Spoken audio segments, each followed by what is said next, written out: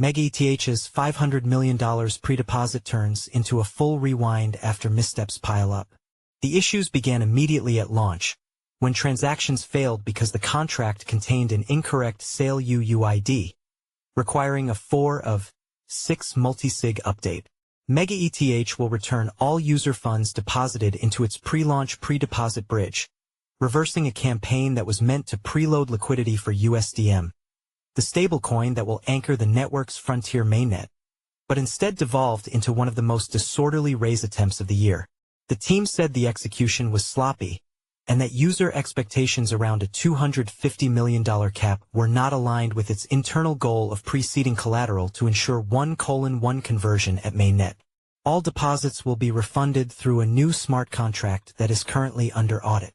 While MegaETH emphasized that no funds were ever at risk, the decision follows a blow-by-blow breakdown shared by the team detailing how a series of small technical failures, compounded by operational missteps and misconfigured infrastructure, produced a chaotic, unfair sale process.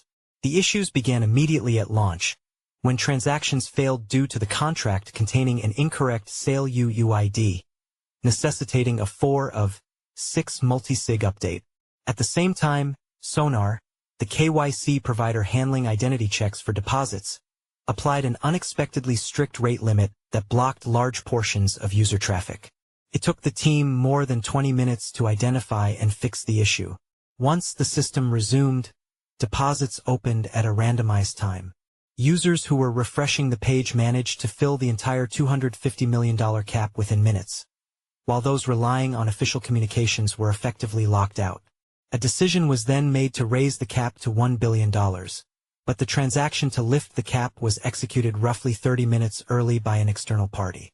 Because safe multisig transactions become executable by anyone once the required signatures are met, the team lost control of the scheduled timing.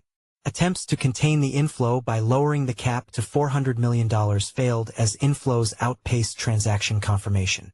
A second attempt at $500 million failed, but by then, the team had suspended the planned expansion to $1 billion and halted the entire process, citing unresolved bugs in the KYC flow. MegaETH stated that depositors will be recognized later, although it stopped short of specifying the details. As such, the USDm and the USDC to USDm conversion bridge will reopen ahead of the frontier mainnet to build liquidity under a more controlled setup. The incident adds new pressure on MegaETH to prove the rest of its roadmap is production-ready. Read more. MegaETH raises $450 million in oversubscribed token sale backed by Ethereum founders.